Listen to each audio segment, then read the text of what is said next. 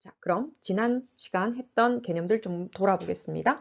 자, 우리가 지난 시간에 했던 게 뭐가 되냐면 열 효율을 살펴봤었죠. 그죠? 즉, 에너지는 한정이 되어 있고 이 에너지를 우리가 원하는 일로 최대한 바꿔주기 위해서 에너지 효율이 높은 걸 쓰자. 즉, 그게 열 효율이었죠. 우리가 증기기관만 봤으니까요. 자, 그럼 증기기관 우리가 원하는 것이 있다 그러면 고열원에서 Q1만큼의 에너지를 줬다면 열 에너지죠. 이때 W만큼의 일을 했고 Q2만큼이 우리가 원하진 않지만 항상 방출될 수밖에 없었을 때 이 열 효율은 뭐분의 Q1분의 W였고 이 W라고 하는 것이 없다면 뭐로 계산할 수 있냐면 Q1에서 Q2 값의 뭐만큼 차이만큼이 W가 된다.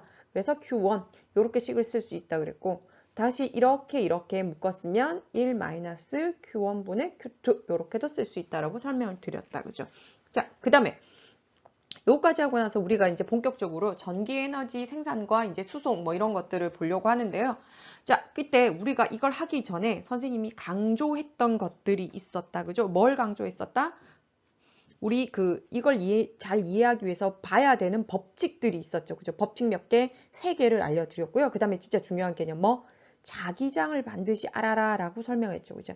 이 자기장의 개념을 반드시 알아야 되는데 자기장이라고 하는 건 자기력이 힘을 미치는 공간이라고 설명을 드렸죠. 힘을 미치는 공간. 자, 그런데 이 자기력이라고 하는 게 원래 누구만 갖고 있다? 자석만 갖고 있다라고 생각하기 쉬웠는데 실제 보니까 누구도 갖고 있는 거야. 지금 현재 우리 전기가, 즉 전류가 흐르는 도선도 요걸 가지고 있다는 걸 우리가 알았다. 그죠? 자, 그죠? 그 다음에 이 자기장의 방향은 눈에 보이지 않기 때문에 뭐로 하기로 하자? 나침반의 어느 극? N극이 가리키는 방향이라고 하자. 그 다음에 이 보이지 않는 것을 우리가 가시화, 즉 눈에 보이는 것처럼 만들기 위해서 교재나 혹은 교과서에는 뭐라고? 자기력선으로 그려놓을 것이다 라는 거죠.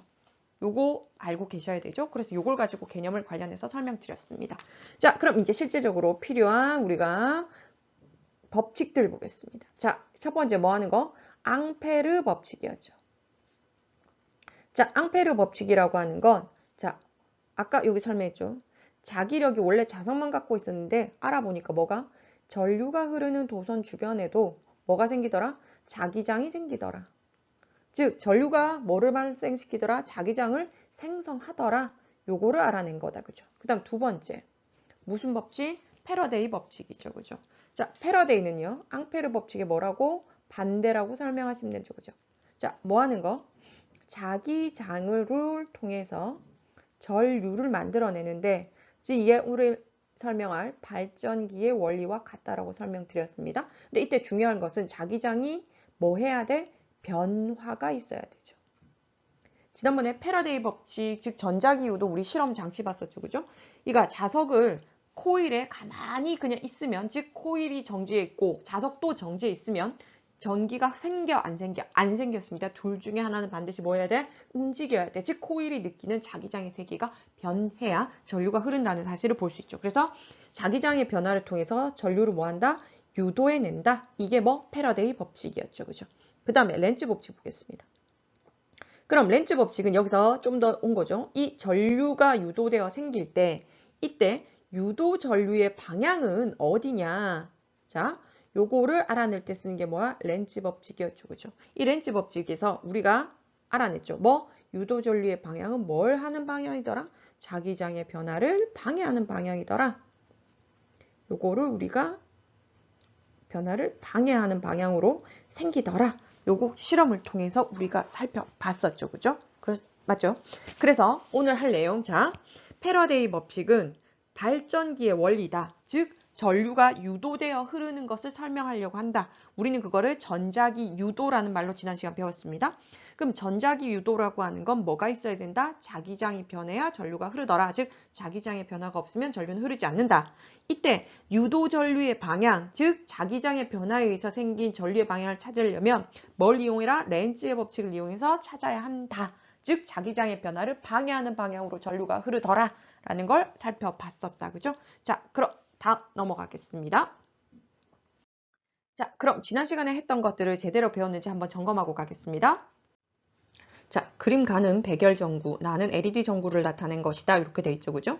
자, 그러면 여기서 반드시 뭘 계산하라고 하는 거냐면 그 에너지 효율을 분명히 물어볼 거란 말이에요. 그러면 우리가 한번 볼게요.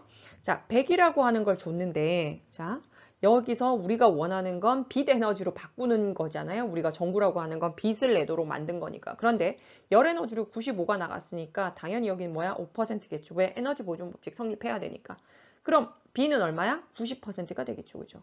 자, 그럼 우리가 느낄 때, 자, A가 저기 백열 전구가 그 에너지 효율이 높은 겁니까? 나가 높은 겁니까? 지금 LED가 높은 거죠. 왜? 지금 우리가 빛으로 90이나 만들잖아. 여기는 뭐 5%밖에 안 만들 때. 우리가 원하는 쪽으로 가기 때문에 LED를 쓰라는 거죠. 그죠? 여기 나 빠졌네. 자, 그러면 기억 A는 5%, B는 90%이다. 맞습니다. 이거 에너지 보존 법칙 때문에 합쳐서 100 나와야 되거든요. 니은 나의 에너지 효율이 가보다 높다. 훨씬 높죠. 맞습니다. 디귿 전환된 에너지는 다시 모아 쓸 수가 없죠. 그래서 우리가 에너지를 절약해야 된다는 거죠. 한번 쓰고 나면 우리가 원하지 않는 형태로 바꿔버리거든요. 그래서 정답은 몇 번? 3번으로 처리해야겠네요. 답 넘어가겠습니다. 자, 2번 보겠습니다. 그림은 온도가 높은 고열원에 1500줄의 열 에너지를 공급해 주었더니 외부에 W의 일을 하고 온도가 낮은 저열원으로 900줄의 에너지를 방출하는 열기관을 모식적으로 나타낸 것이다. 자, 그럼 100% 뭘 계산하라고 할 거야, 여기서?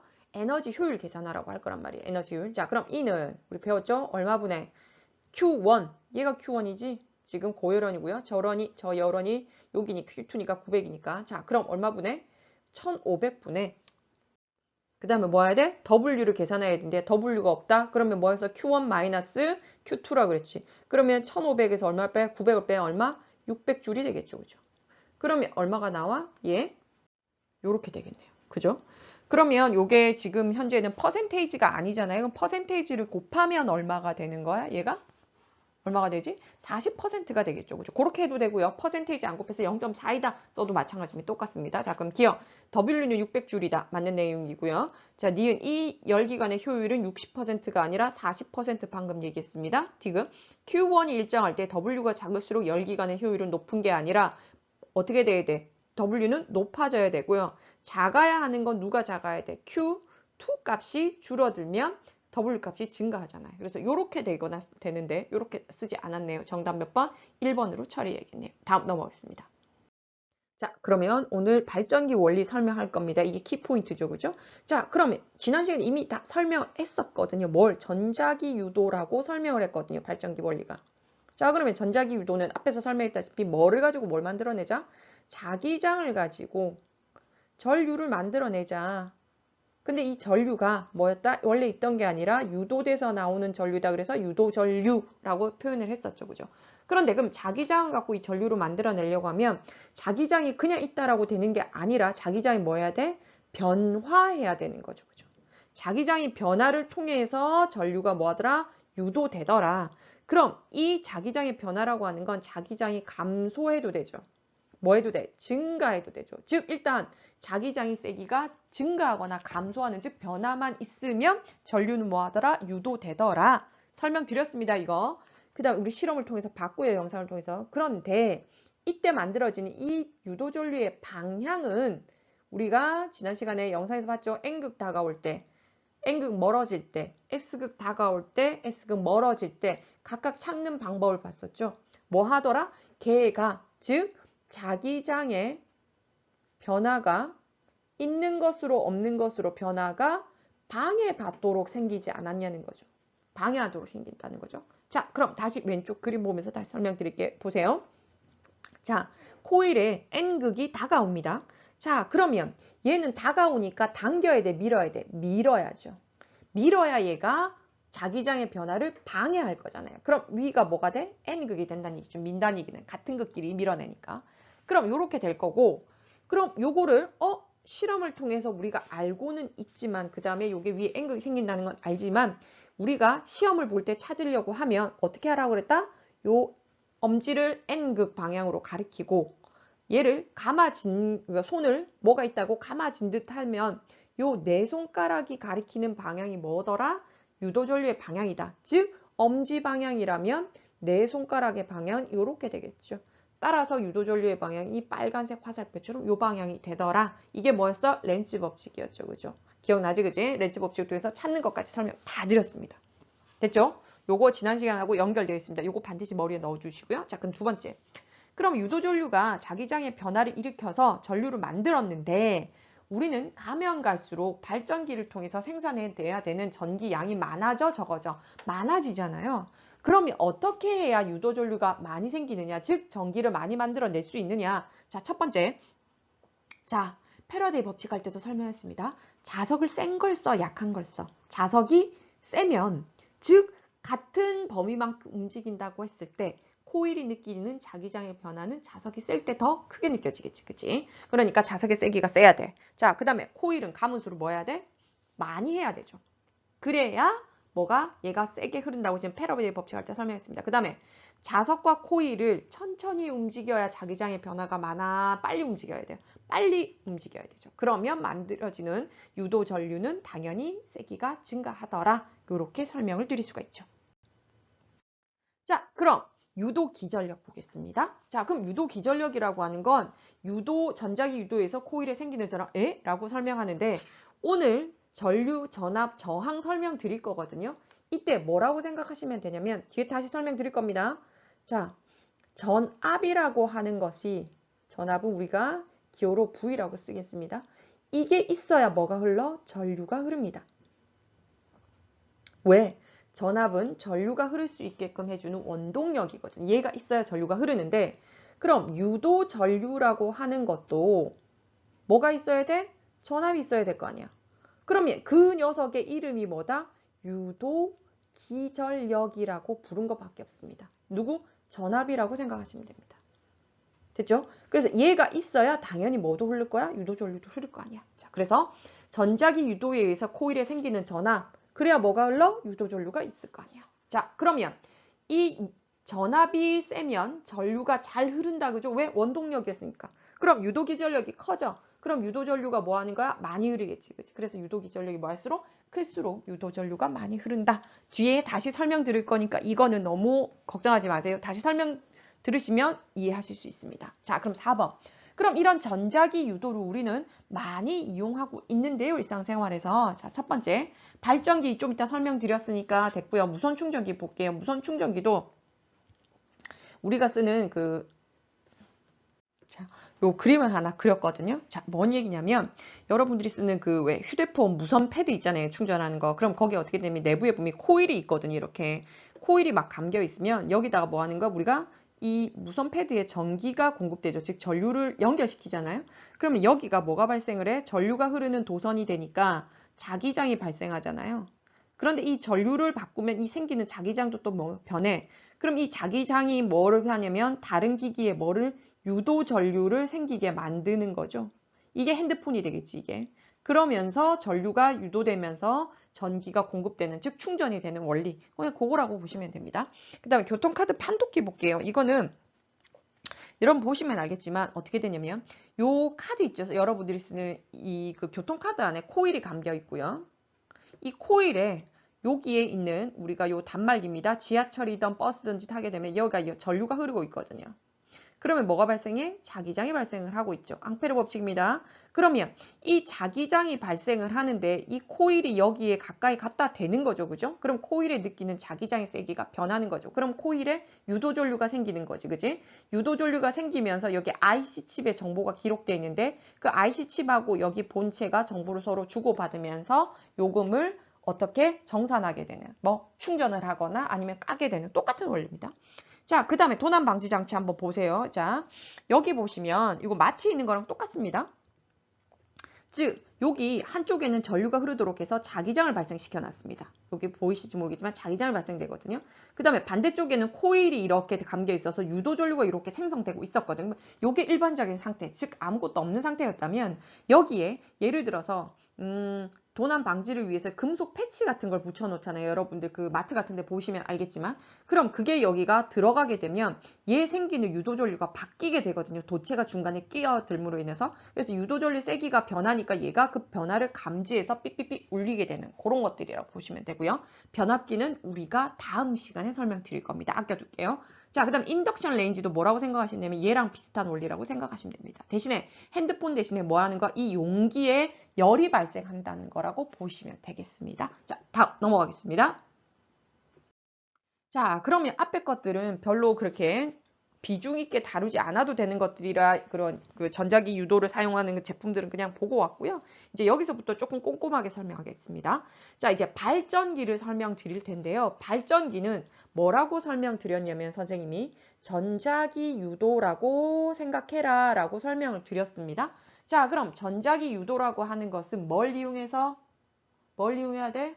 자기장의 변화를 이용해서 전류가 흐르도록 만든다. 즉 전자기 유도를 이용해서 전기 에너지를 생산한다. 그게 우리가 뭐야? 발전기라고 설명드렸습니다.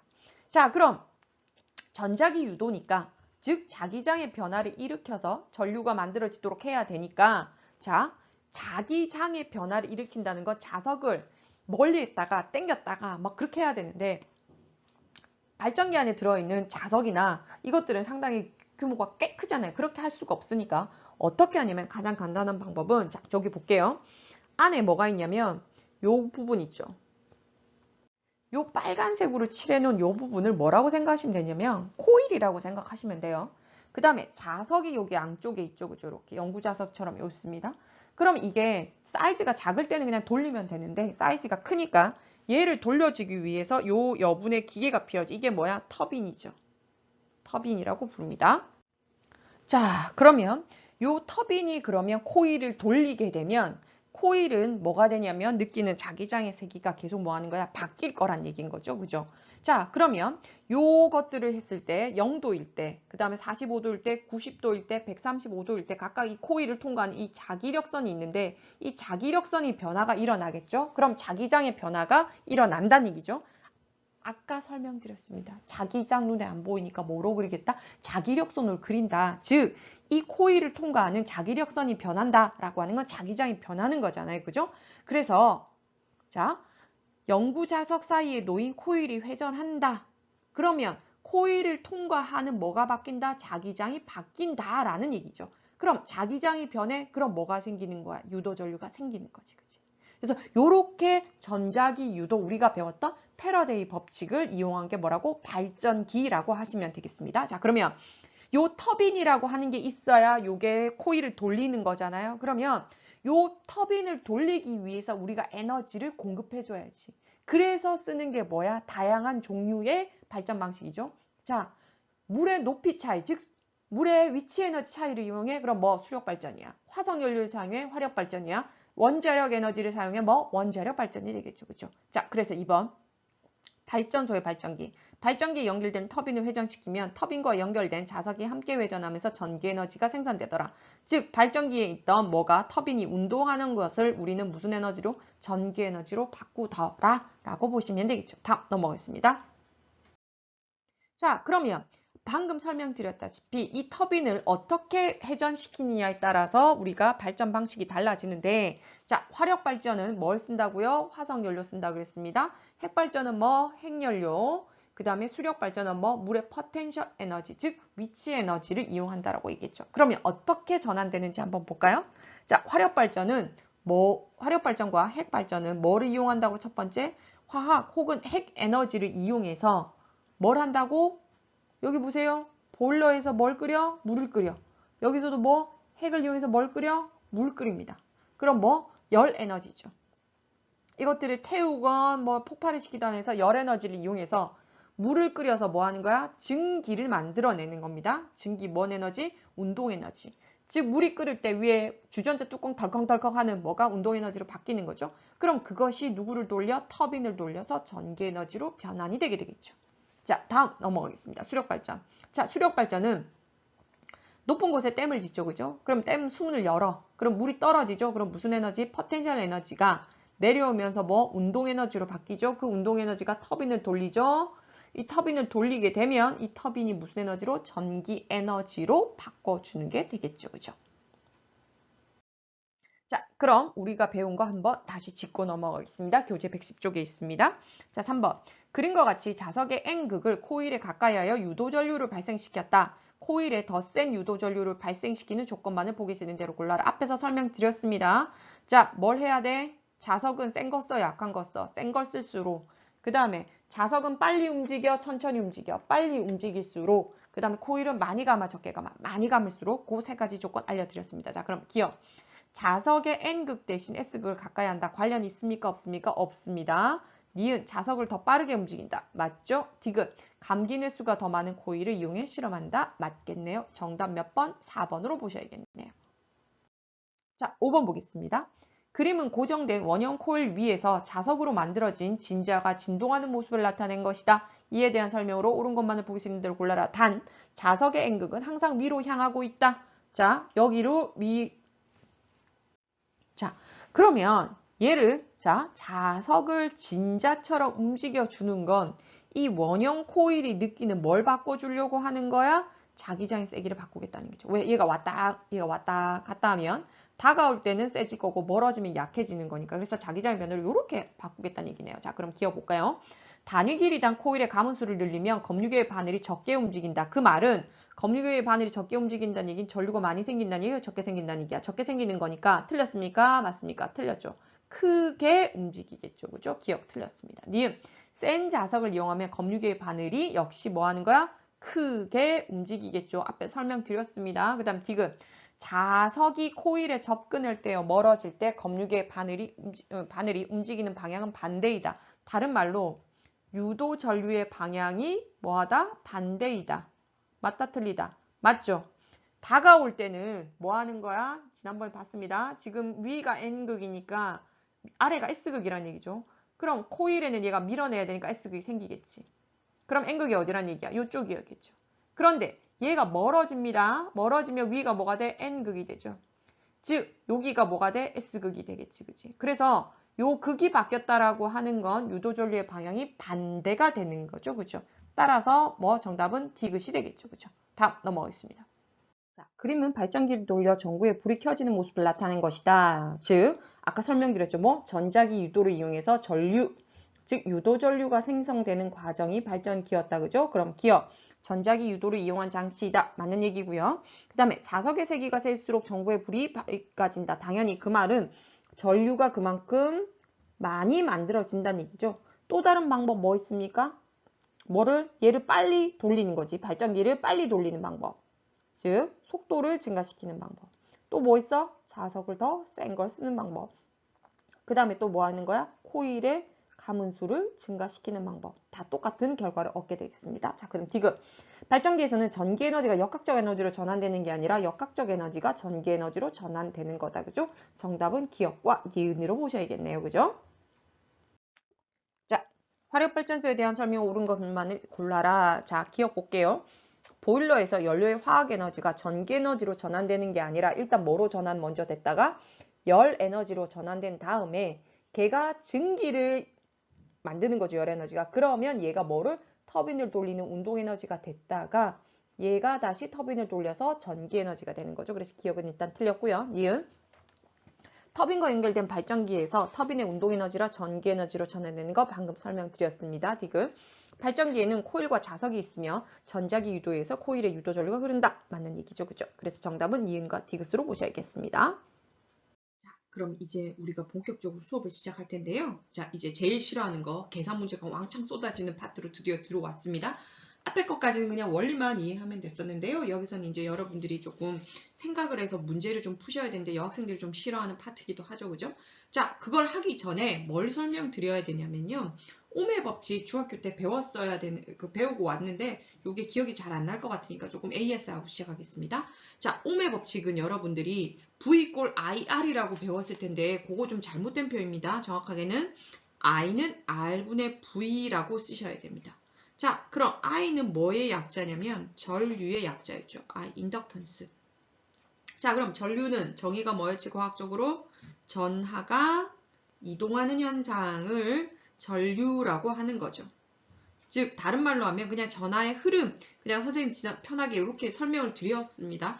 그렇게 하셔도 되고 원래 원칙적으로는 전하가 움직인다. 그럼 그걸 우리가 전류가 흐른다 라는 표현을 쓰거든요.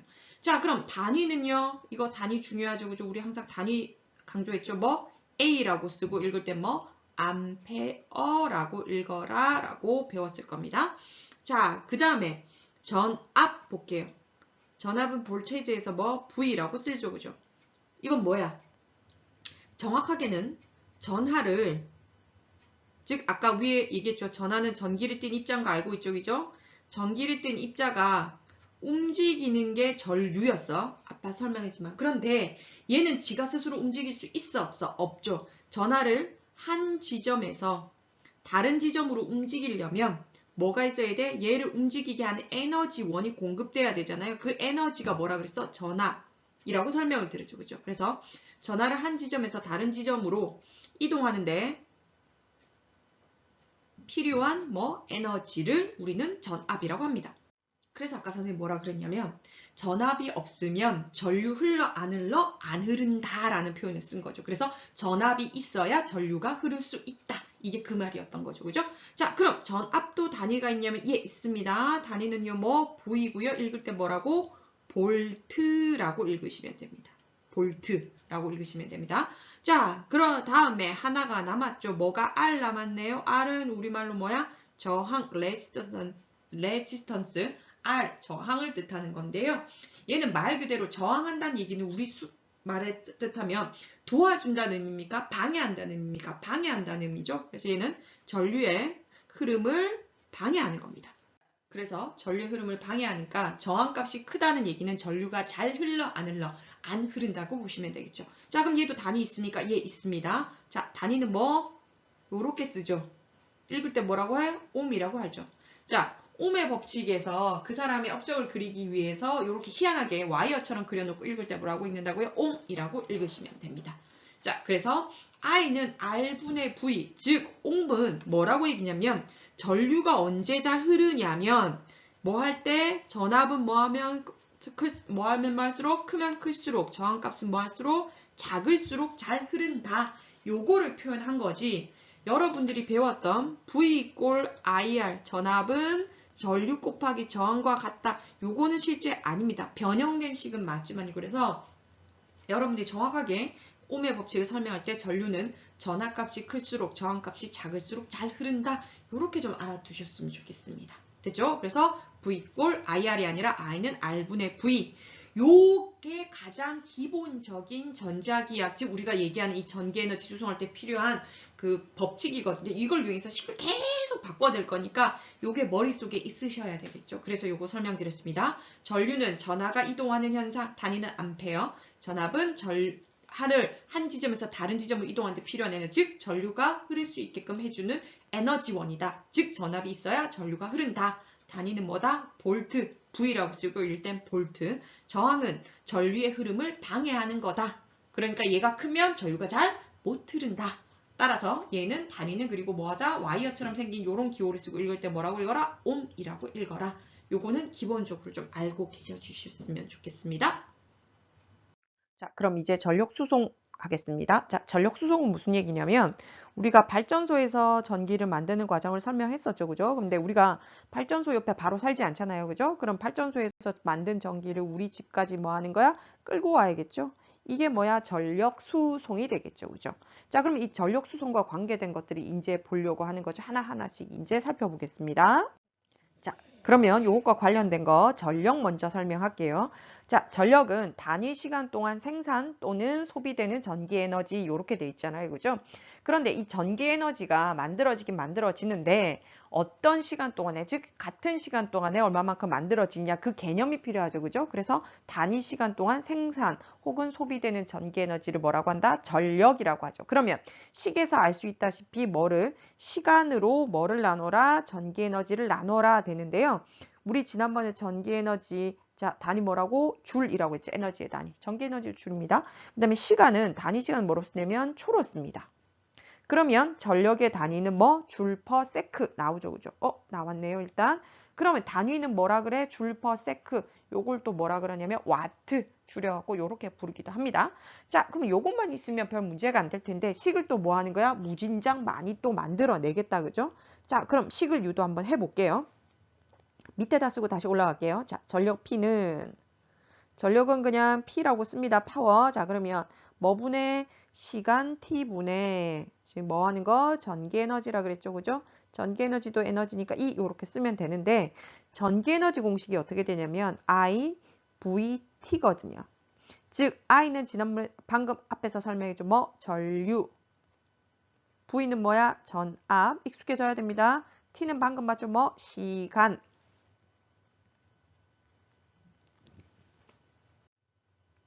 자, 그걸 다시 뭐로 나눠? 시간 T로 나눠라. 그럼 요게 두 개가 날아가죠. TT 날아가니까 뭐야? IV만 남겠죠. 그죠?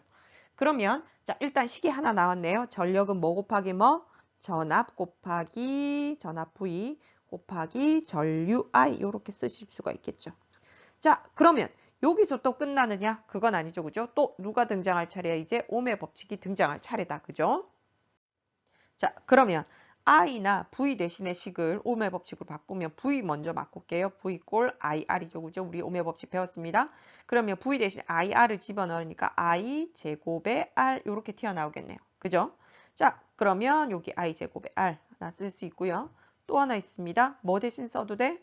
I는 뭐분의 R분의 V 이렇게 써도 되죠. 그죠? 그러면 뭐 어떻게 되는 거야? R분의 V 제곱 이렇게 쓸 수 있겠죠. 그죠? 자, R분의 V 제곱. 왜? 요 I 대신에 요거 제곱한 거 들어가면 되잖아요. 그죠? 제곱한 거에다가 곱하기 R 되니까 R분의 V 제곱. 요렇게 식이 나오겠죠. 그죠? 요렇게 다양하게 식이 바뀌네요. 그죠? 자, 이때 중요한 거는 I가 뭐고 전류이고 V가 뭐다? 전압이다. 요거를 익숙해져야죠. R이 뭐다? 저항이다. 요렇게 바꿀 수 있다는 거죠. 그죠? 식을 요렇게 알아두시면 됩니다. 자, 그런데 지금 알려드렸죠. 그러면 다시 적어볼게요. 자, 전력 P는 딴 거 다 필요 없이 P는 뭐분의 IV 뭐 I 제곱의 R 혹은 뭐 R분의 V 제곱 요 식을 뭐 하는 거야? 알아두란 얘기죠. 그죠? 옆에 게리가 계속 쓰다듬으라고. 알았어, 게리야. 이거 해놓고 형아들 거. 자, 그럼 여기 됐죠, 그죠? 자, 그럼 요거는 반드시 뭐 해라? 이 식은 외우셔야 합니다. 요거는 반드시 외우셔야 됩니다. 요거 갖고 문제를 풀 겁니다. 그 다음에 요 세 개가 있는데 요 세 개를 각각 어디다 써야 되는지는 좀 이따 설명드릴게요. 쓰는 게 조금씩 다릅니다. 동일한 식이지만요. 좀 이따 다시 설명드릴게요. 넘어가겠습니다. 일단.